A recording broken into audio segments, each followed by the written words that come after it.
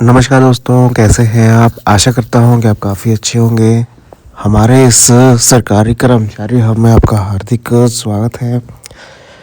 तो 3 महत्वपूर्ण खुशखबरियाँ केंद्रीय कर्मचारियों के लिए, और ये हम नहीं लेके आए हैं, ये वित्त मंत्री जी ने अनाउंस की हैं। और शायद इसकी उम्मीद नहीं कर रहे थे केंद्रीय कर्मचारी कि ऐसा बयान भी यहाँ पर निर्मला सीतारमण जी की तरफ से आएगा, और इसको यहाँ पर केंद्रीय कर्मचारी एक्सेप्ट करेंगे कि नहीं करेंगे। ठीक है, 2-3 खबरें हैं, और एक और खबर है कि ड्राफ्ट नोटिस आ चुका है 8CPC का, उसके रिगार्डिंग मैं खबर दूंगा। और आपके लिए अंतिम रिलीफ के लिए यहाँ पर तैयारी हो चुकी है। तो ये वीडियो बहुत ही इम्पोर्टेंट होने वाली है। जिस न्यूज़ को आप चाहते थे वो सभी लेके आया हूँ मैं, तो पूरी खबर आप ज़रूर देखिएगा। अगर चैनल पे आप नए हैं, चैनल को आप ज़रूर सब्सक्राइब कर लें, साथ में आप घंटे का निशान दबा दें ताकि आने वाली वीडियो की नोटिफिकेशन आपको मिल सके, उसका फ़ायदा सबसे पहले आप ले पाएँ। तो चलिए इस वीडियो को हम स्टार्ट करते हैं। तीनों न्यूज़ बहुत इम्पोर्टेंट है, तीनों न्यूज़ लास्ट तक ज़रूर देखिएगा। चलिए पहली न्यूज़ की तरफ हम बढ़ते हैं। पहले न्यूज़ अपनी स्क्रीन पे आप देख पा रहे होंगे। ये जो है ड्राफ्ट नोटिस यहाँ पर डिक्लेयर किया गया है। कहाँ से? देखिए अपनी स्क्रीन पे आप देख पा रहे होंगे, federation of national postal organisations, और न्यू दिल्ली में ये संगठन है, उनकी तरफ से।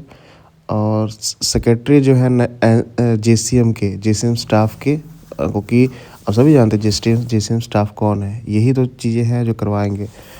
Memorandum for 8CPC draft committee from NCJCM regarding, यहाँ पर देखिए लिखा गया है, with reference to the above cited letter your good office has been invited views input and various common issue for central government employees such as minimum wages, fitment factor, higher pay scale, pay structure, allowances and promotion etcetera. ठीक है, in the draft to be submitted to the honourable chairman and 8 central पे commission. तो यहाँ पर जो draft है उसको यहाँ पर जो है सबमिट किया गया है, और इसमें जो है सभी मुद्दों को शामिल किया गया। अब मतलब ड्राफ्ट आ गया है तो मतलब ये कंफर्म हो चुका है कि 8CPC पे काम शुरू हो चुका है, उसकी बिल्डिंग निश्चित हो चुकी है, वहाँ पर चेयरमैन अब बैठने लगे हैं। इसका मतलब यही है। ठीक है, क्योंकि इसमें फिटमेंट फैक्टर भी रखा गया है, हाई पे स्केल भी रखा गया है, पे स्ट्रक्चर कैसे होना चाहिए, अलाउंसेस कैसे होना चाहिए, प्रमोशन कैसे होना चाहिए, सभी कुछ यहाँ पर रखा गया है। ठीक है, तो बहुत इम्पोर्टेंट खबर है, क्योंकि इसका इंतज़ार किया जा रहा था कि कब यूनियन अपने चीज़ों को सामने अब रखेगी, क्योंकि यूनियन के पास अब मौका आ चुका है। तो बड़ी खबर है, बड़ा इन्फॉर्मेशन है। इसका नोटिस जो है, लेटर है, आपको डिस्क्रिप्शन बॉक्स में भी मिल जाएगा, वहाँ से अभी आप डाउनलोड कर सकते हैं। चलिए दूसरी खबर तरफ बढ़ते हैं, जो यहाँ पर निर्मला सीतारमण जी की तरफ से आई है। लास्ट वाली न्यूज़ भी ज़रूर देखिए, जो अंतिम राहत की तरफ इशारा कर रही है। पहले हम इस खबर को देखते हैं। देखिए, इस जवाब की उम्मीद जो है किसी केंद्रीय कर्मचारी नहीं की थी। एक इंटरव्यू में यहाँ पर निर्मला सीतारमण जी ने अपना जवाब यहाँ पर दिया है, अपनी स्क्रीन पे आप देख पा रहे होंगे। खुशखबरी सभी फैमिली पेंशनरों के लिए, वित्त मंत्री का बयान आया है सामने। देखिए क्या कुछ कहा गया वित्त मंत्री का बयान। 8वें वेतन आयोग को औपचारिक रूप से गठन हो चुका है और इसका काम चल रहा है गुपचुप तरीके से, लेकिन इसके लागू होने की तारीख अभी तय नहीं हुई है, क्योंकि अभी पूर्ण काम खत्म नहीं हुआ है। वेतन आयोग की रिपोर्ट सबमिशन के बाद ही इसका उल्लेख भी रिपोर्ट में वर्णित होगा। मतलब अपनी स्क्रीन पर आप देखें, लास्ट वाला पॉइंट है बहुत ज़रूरी है, इसको दोबारा पढ़ते हैं। वेतन आयोग की रिपोर्ट सबमिशन के बाद ही तारीख का उल्लेख भी रिपोर्ट में वर्णित होगा। मतलब क्योंकि सभी ये तो पता ही है, क्योंकि उसमें डेट मेंशन नहीं है कि डेट कब से वेतन आयोग लागू होगा और कब से आपको एरियर मिलेगा। तो यहाँ पर साफ साफ उन्होंने कहा है कि वेतन आयोग की रिपोर्ट सबमिशन के बाद ही डेट का डिसाइड किया जाएगा। मतलब अभी तक जो है सरकार ने डेट का डिसाइड नहीं किया है। गुपचुप तरीके से काम तो शुरू हो चुका है 8 CPC का, सब कुछ हो रहा है, लेकिन डेट अभी मेंशन नहीं है। तो यही जवाब जो है वित्त मंत्री ने भी दिया है।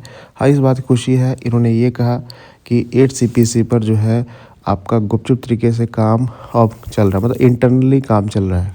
और इसके ऊपर ही अगली खबर है, क्योंकि आप सभी जानते हैं कि मैंने आपको पहली वीडियो में बताया था कि अब लेटर निकाले जा रहे हैं, पोस्टें भरी जा रही हैं, आपकी जगह का ऐलान हो चुका है दिल्ली में कि कहाँ जो है मीटिंग होनी है, सब कुछ होना है। ठीक है, आप सभी जानते हैं। ठीक है, चलिए आगे बढ़ते हैं अगली न्यूज़ की तरफ। अगली न्यूज़ है आपके अंतरिम रिपोर्ट की तरफ है। आप ये जानते हैं टर्म ऑफ रेफरेंस में इंटरनेट रिलीफ की बात की गई थी। ठीक है, कि इंटरनेट रिलीफ जो है केंद्रीय कर्मचारियों को दिया जाएगा। ये 7 CPC में था लेकिन मिला नहीं था, लेकिन उसमें टर्म ऑफ रेफरेंस में नहीं बताया गया था। इसमें टर्म ऑफ रेफरेंस में 8 CPC का आया था, उसमें था। ठीक है, तो उसको लेकर ही यहाँ पर चीज़ें अब होने जा रही हैं, क्योंकि यूनियन अब यहाँ पर अपनी चीज़ों को लेके जाने वाली है चेयरमैन के पास।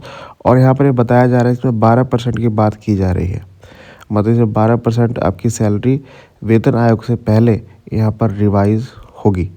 अब ये केस क्या है, अपनी स्क्रीन पे आप देख पा रहे हो, कैलकुलेशन यहाँ पर बताया गया है कि आप सिर्फ यहाँ पर सरकार जो है केंद्रीय कर्मचारी को 12% का रिलीफ दे दे।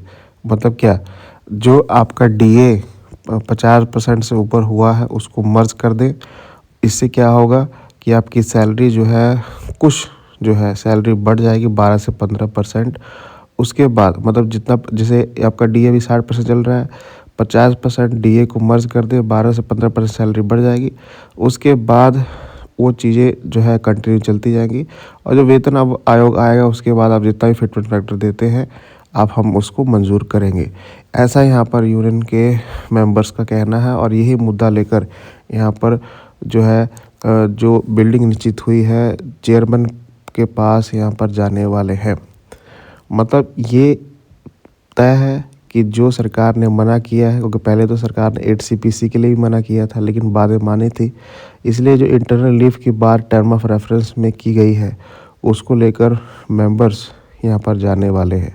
अब उसका रिज़ल्ट क्या आता है, अगर 12% भी सैलरी इंक्रीज़ होती है तब भी काफ़ी रिलीफ होगा केंद्रीय कर्मचारियों को, क्योंकि अभी लंबा इंतज़ार करना है आपको, कम से कम 2.5 साल इंतज़ार करना है, बहुत लंबा टाइम है। इससे पहले 12% की सैलरी इंक्रीज़ हो जाए। तो अपनी राय कमेंट में ज़रूर बताइएगा। ये जो यूनियन का पहला कदम है, ठीक है, इसको शेयर ज़रूर करिएगा। धन्यवाद।